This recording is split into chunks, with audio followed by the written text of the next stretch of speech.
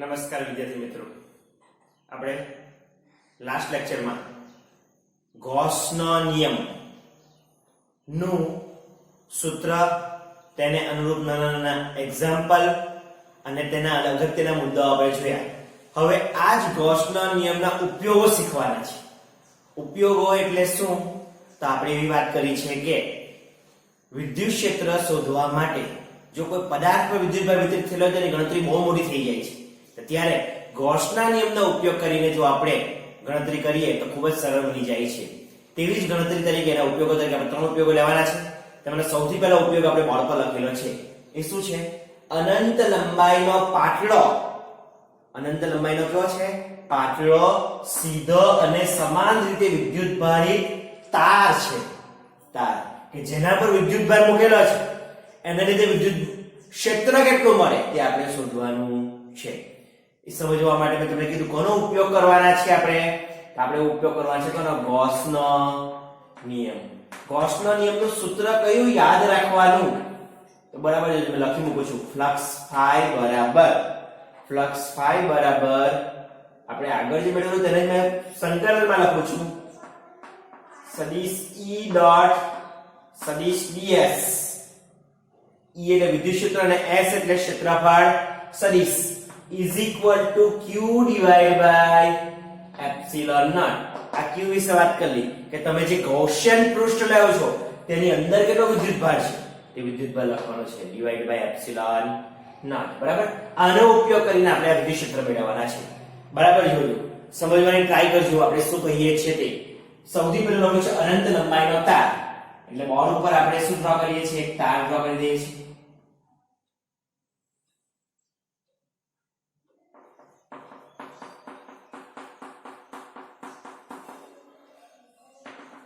આ dot dot બતાવું છું એનો મીનિંગ શું છે?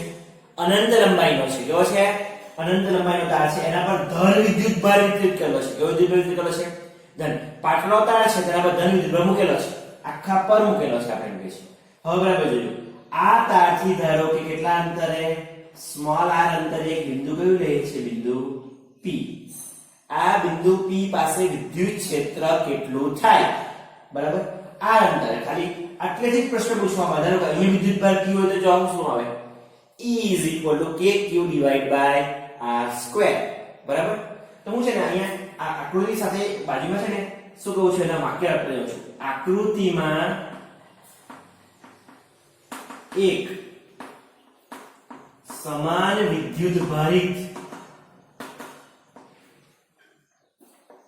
અનંત લંબાઈનો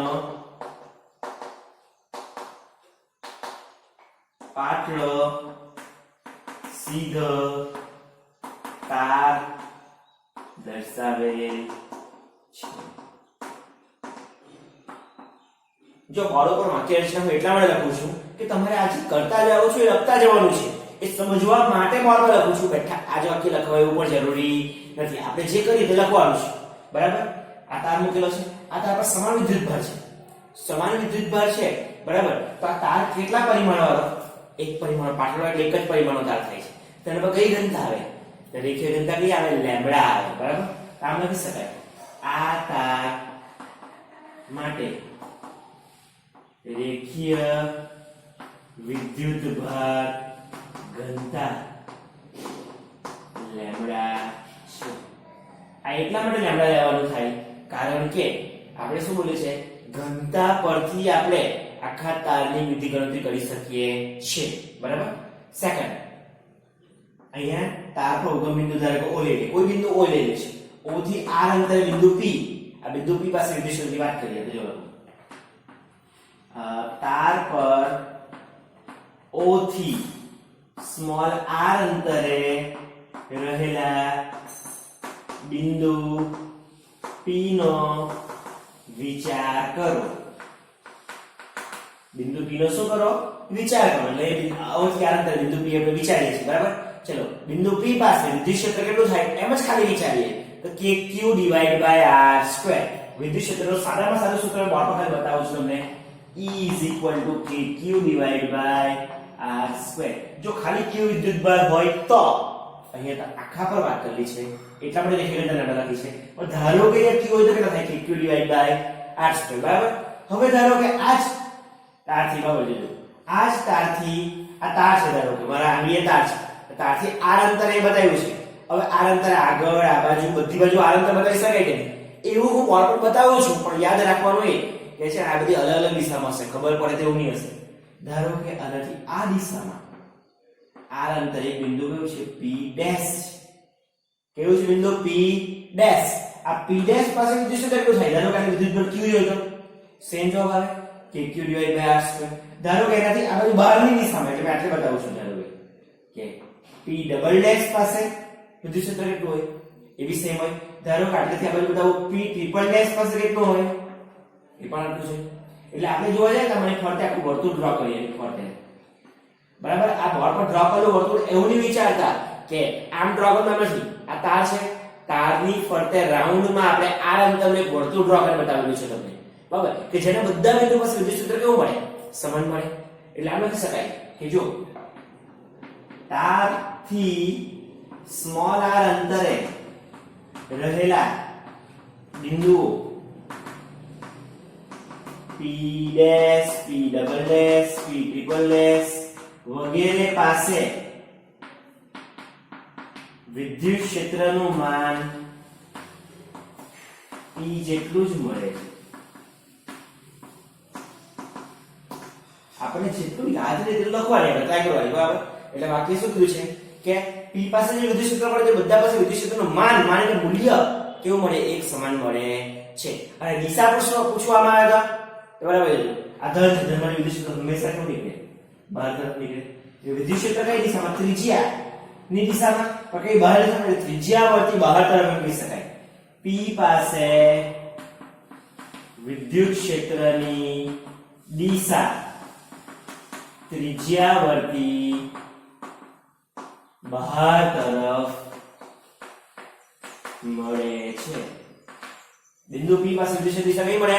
ત્રિજ્યાવર્તી બહાર તરફ મળે છે. આ એવું બોલ, ત્રિજ્યાવર્તી કેવી દિશામાં? જો અહીંયા કેમ ત્રિજ્યાવર્તી બહાર તરફ જે દિશા મળે કે ધનમાંથી વિદ્યુત ક્ષેત્ર કેવું નીકળે? બહાર નીકળે છે. એટલે આવું લખેલું છે.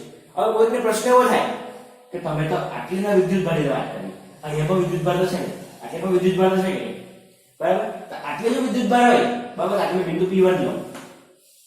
આ તારનો ઉપલો ભાગ છે, સમજો. તારનો આખો તાર છે, તારનો ઉપલો ભાગ છે. આ ઉપલા ભાગને બિંદુ p પાસે, અહીં બિંદુ p ની નીચે છે.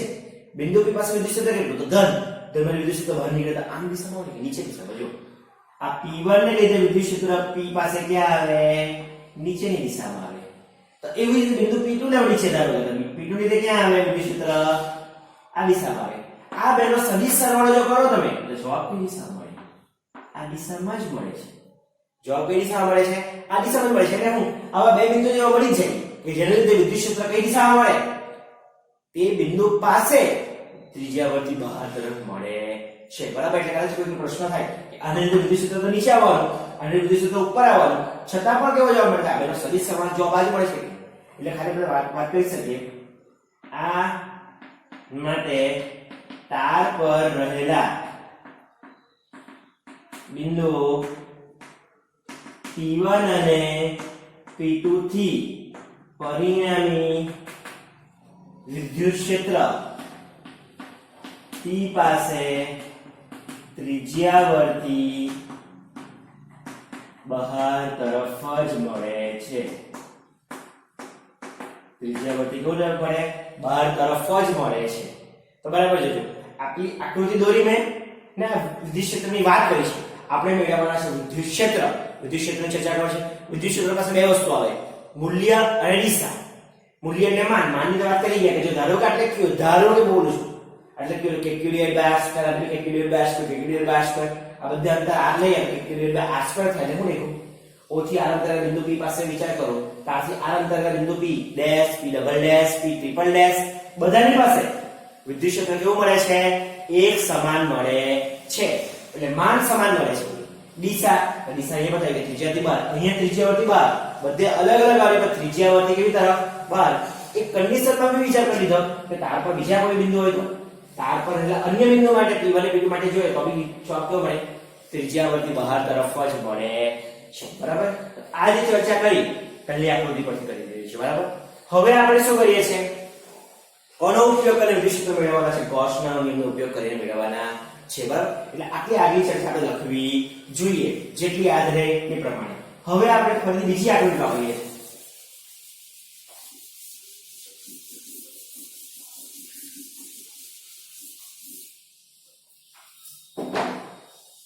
જો હવે બરાબર જોજો. ક્વેશ્ચન નું મેઇન સ્ટાર્ટ તો અહીંથી જ થાય. પાછળ ફરીથી આપણે બોર્ડ પર બતાવીએ છીએ કેવો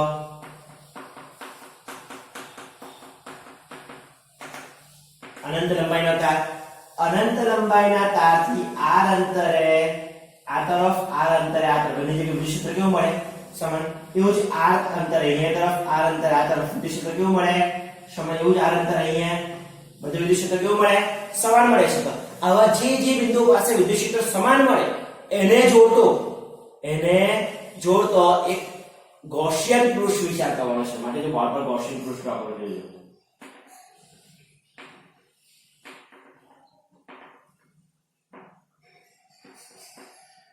જો તમે આનો આકાર જોશો તો આકાર કેવો મળે?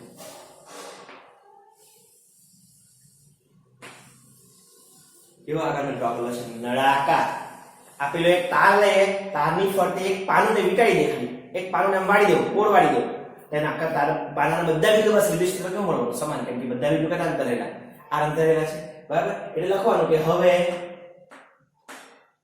તારથી r અંતરે એક નળાકાર ગૌસિયન પૃષ્ઠ ધારો. અને આકૃતિ બી આપી દે તો આકૃતિ બી એમ લખી દેવાનું. બરાબર? કૌંસમાં આવું એક પૃષ્ઠ ધારો. આ પૃષ્ઠના બધા બિંદુ પાસે વિદ્યુત ક્ષેત્રનું માન કેવું મળે? સમાન. આ બધા બિંદુ પાસે વિદ્યુત ક્ષેત્રનું માન કેવું મળે છે? સમાન મળે છે. અને દિશા ત્રિજ્યાવર્તી બહાર તરફ મળે છે. કોઈ પણ બિંદુ પાસે તમે પૂછો તો માન સમાન મળે, દિશા કેવી મળે? ત્રિજ્યાવર્તી બહાર તરફ.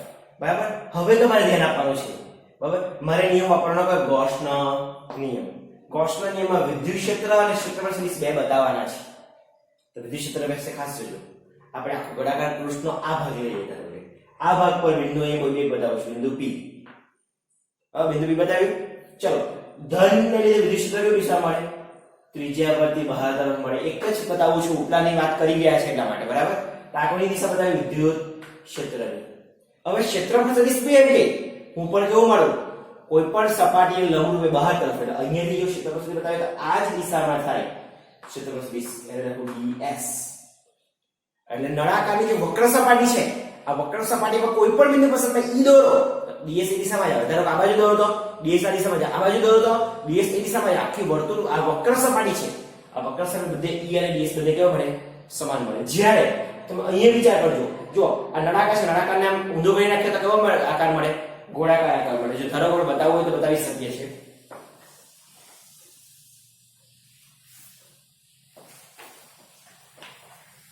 ધારો કે તારની ફરતે આ પાનામાંથી આપણે શું બનાવી દીધો છે?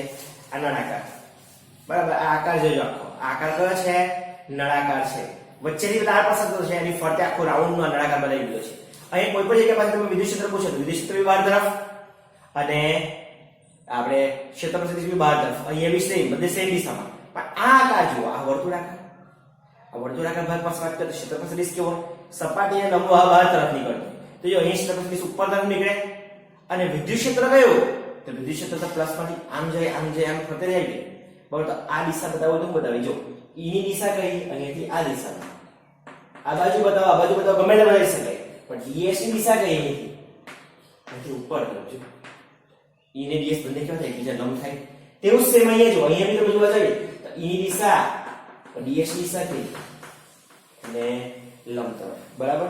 તો અહીંયા આપણે જે નળાકાર ગૌસિયન પૃષ્ઠ વિચાર્યું છે, આ ગૌસિયન પૃષ્ઠમાંથી શું કરવાના છે? એમાંથી કેટલું ફ્લક્સ પસાર થાય એ શોધવાના છે. બરાબર? તો એની કેટલી સપાટી છે? એની ટોટલ 3 સપાટી છે. એક વક્ર સપાટી અને બે વર્તુળાકાર સપાટી, બરાબર? તો વર્તુળાકાર સપાટી પાસે E અને ds બંને કેવા છે? લંબ. બંને લંબ છે તો E ડોટ ds ડોટ ગુણાકાર કરે તો E ds cos 90 એટલે જવાબ કેટલો મળે? 0 મળી જાય છે. એટલા માટે વાક્ય લખી શકાય કે અહીં ગૌસિયન પૃષ્ઠના છેડા પાસે વર્તુળાકાર સપાટી પાસે જો ગૌસિયન પૃષ્ઠના છેડા પાસે કઈ સપાટી? વર્તુળાકાર સપાટી પાસે વિદ્યુત ક્ષેત્ર E અને ds બંને એકબીજાને લંબ મળે છે, માટે phi is equal to close integration E dot ds is equal to close integration E ds cos 90 બરાબર 0 મળે છે. એટલે ફ્લક્સ અહીંયા કેટલું મળી જાય? 0 જ મળી જાય છે, માટે તેની ગણતરી કરવાની જરૂર નથી. કઈ જગ્યા પર?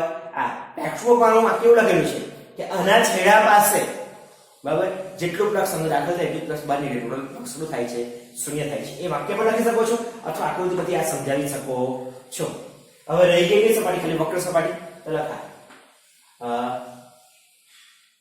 નળાકાર વક્ર સપાટી પાસે, તો નળાકાર વક્ર સપાટી પાસે વાત કરીએ તો ફ્લક્સ phi બરાબર ક્લોઝ ઇન્ટિગ્રેશન સદિશ E ડોટ સદિશ ds is equal to close integration E ds cos 0. આ જો E ને ds બંને સમાન દિશામાં, E ds cos 0 1 અને બધા બિંદુ પાસે આપણે વાત કરી E નું મૂલ્ય કેવું મળે? સમાન. હવે ખાલી E નું મૂલ્ય છે તો મૂલ્ય કેવું મળે? સમાન. સમાનને વર્ગ કરતા E close integration ds is equal to E close integration ds એટલે બધાનો સરવાળો એટલે s. ચલો s એટલે એનું ક્ષેત્રફળ કેટલું? નળાકારનું ક્ષેત્રફળ કેટલું આવે? આપણે જાણીએ 2 pi r l. 2 pi r આ નળાકારની લંબાઈ ધારી મૂકીએ, ધારો કે લંબાઈ છે small l, E into 2 pi r l. એટલે ફ્લક્સ phi બરાબર આપણને જવાબ મળી જાય કેટલા? E into 2 pi r l. આપણે આટલી ગણતરી કરી છે, ખબર પડે કે જો આટલી ગણતરી કરી છે. પહેલા તો જવાબ 0 આવી ગયો સપાટી પાસે, નાના માટે કેટલા આવ્યો? E into 2 pi r l. હવે બાજુનું છે, બરાબર, આસાનું છે, બાજુનું છે, ધ્યાન આપજો. બરાબર, આ કોના માટે લેવાનો સંકલન? તો આપણે જે પૃષ્ઠ લે છે ને, પૃષ્ઠના આકાર પરથી સંકલન લેવાનું છે. અને q એટલે એનો વિદ્યુતભાર કેટલો છે, બરાબર? તો જો આટલો જે પૃષ્ઠ છે એને આપણે ઘેરાતો વિદ્યુતભાર ધારો કે સ્મોલ q. આ જે નળાકાર પૃષ્ઠ છે એને ધારેલો ઘેરાતો વિદ્યુતભાર કેટલો ધારો કે સ્મોલ q હોય તો જો નળાકાર ગૌસિયન પૃષ્ઠ વડે ઘેરાતો વિદ્યુતભાર સ્મોલ q હોય તો, બરાબર છે, lambda is equal to q divide by l. લંબાઈ n નળાકારની અને વિદ્યુતભાર q, રેખીય ઘનતા કેટલી? Lambda is equal to q divide by l. એવું કે પદાર્થને મોટો કરીએ તો લેમ્બડા નહીં બદલાશે, એનો વિદ્યુતભાર બદલાય, લંબાઈ બદલાય, બચે ભાગની, પણ લેમ્બડા બદલાશે ને. Lambda is equal to q divide by l implies q બરાબર કેટલા મળી જાય? Lambda l. q બરાબર કેટલા મળી જાય? Lambda l. સમીકરણ નંબર કેટલા આપી દે? 2 આપી દે. જો આનો q પણ આવી ગયો, આનો કોઈ જવાબ આવી ગયો. તો હવે લખી શકીએ, શું લખી શકીએ? ગૌસના નિયમનો ઉપયોગ કરતા લખી શકાય. હવે ગૌસના નિયમ મુજબ close integration E dot ds is equal to q divided by epsilon naught. તો આની વેલ્યુ સમીકરણ નંબર 1 પરથી E into 2 pi rl is equal to q ની કિંમત કેટલી? Lambda l divided by epsilon naught. l cancel, 2 pi ત્યાં જાય, નીચે જાય, તો જવાબ મળશે કેટલા? તો E is equal to q divided by q નહીં, lambda divided by 2 pi epsilon naught r. આ શું મળી જાય છે? વિદ્યુત ક્ષેત્ર મળી જાય. પ્રશ્ન પૂછેલો છે ને, અને વિદ્યુત ક્ષેત્ર કેટલું? E is equal to lambda divided by 2 pi epsilon naught r. આખા તારને લીધે કેટલું મળે વિદ્યુત ક્ષેત્ર? આટલો જવાબ મળે છે.